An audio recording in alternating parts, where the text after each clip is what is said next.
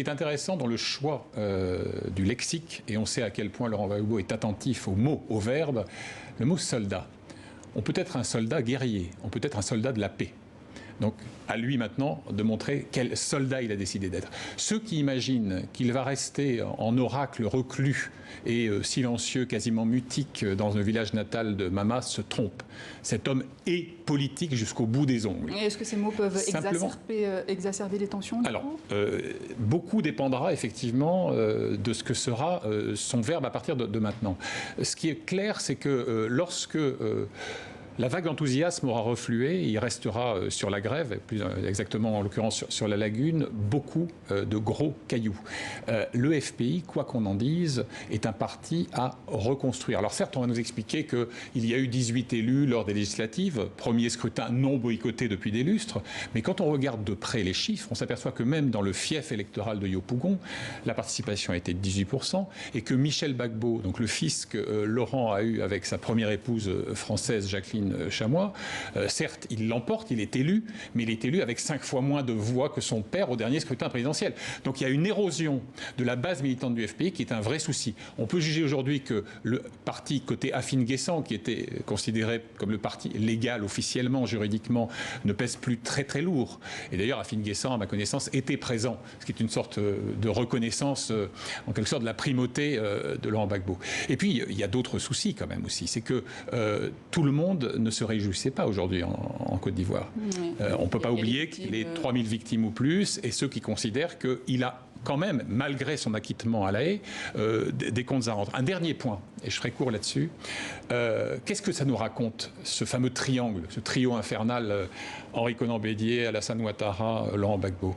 Au total, 242 ans. Moyenne d'âge, 80 ans et 6 mois. Alors que ce pays, la Côte d'Ivoire, est d'une vitalité extraordinaire et que vous avez 78% des Ivoiriens et Ivoiriennes qui ont moins de 35 ans.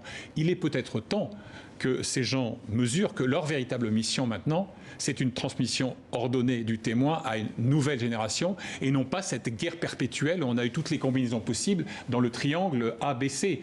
Donc je crois que vraiment, s'il y a une mission, c'est aussi celle-là qui lui revient. Avec ces mots de Laurent Gbagbo, ces premiers mots de Laurent Gbagbo, il n'y a pas de place à la relève?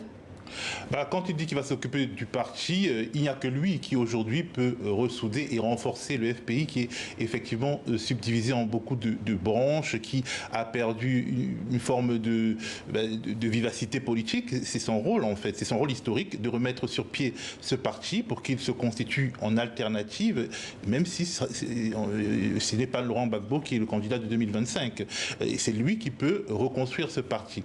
Mais quand je dis que la question est une question de démocratisation, c'est parce qu'en fait je pense qu'on se trompe en analysant l'Afrique uniquement en recherchant le consensus. Il n'y aura jamais une réconciliation totale en Côte d'Ivoire. Les gens ne seront pas d'accord sur les listes nationales, ils ne seront pas d'accord sur les élections de 2010, ils ne pourront être d'accord que sur la manière de partir, de prendre le pouvoir, de quitter le pouvoir et d'exercer le pouvoir. Et donc je pense que ce qui peut aujourd'hui, là où Laurent Gbagbo peut travailler et peser dans un rapport de force politique, c'est la construction d'institutions politiques. Parce qu'on a vu les élections de 2020, on a vu notamment les résultats dans le nord de la Côte d'Ivoire, avec des morts qui ont voté, puisqu'il y a eu des taux de participation de plus de 100% dans beaucoup de villes et villages. Et en fait, je pense que c'est ça qui est l'objectif. Mais avant cela, Théophile Kouamouo, il y a aussi cette condamnation à 20 ans de prison de Laurent Gbagbo. Oui, bien pour le cas de la BCEAO, une amnistie est envisageable? On attendra le 6 août, la veille de l'indépendance, mais si elle arrive, ce serait une bonne chose. Si elle n'arrive pas, ça voudrait dire qu'Alassane Ouattara se réserve le droit d'utiliser l'arme judiciaire contre Laurent Gbagbo, comme il l'utilise en général contre ses opposants. Et c'est pour cela qu'en fait, imaginez qu'il utilise l'arme judiciaire contre Laurent Gbagbo. Le pays replongera dans les abîmes. En fait, il faudrait pour régler tout ça qu'il y ait une justice indépendante, tout simplement. Parce que quand on parle de réconciliation, finalement, on oublie l'état de droit, la construction, la démocratie. Parce qu'en France, la France n'est pas un pays réconcilié. Les États-Unis ne sont pas un des pays. On ne demande pas la réconciliation. C'est l'état de droit. Cette hypothèque de la condamnation donc à 20 ans et une lourde amende liée à ce qu'on appelle par commodité le cas de la BCEAO est plus significative que le croit. Ce n'est pas qu'une argutie juridique. Parce qu'au fond, il y avait 4 hypothèses. Vous aviez l'amnistie pleine et entière, vous aviez la grâce présidentielle, vous aviez l'arrestation à son arrivée, scénario évidemment à exclure, et vous aviez le statu quo. Et ce que je sens, notamment dans les contacts que j'ai eu récemment avec des officiels proches d'Alassane Ouattara, c'est que la technique du joker gardé dans la manche est peut-être la plus confortable aujourd'hui pour l'exécutif, puisque au fond, c'est une sorte de chantage implicite.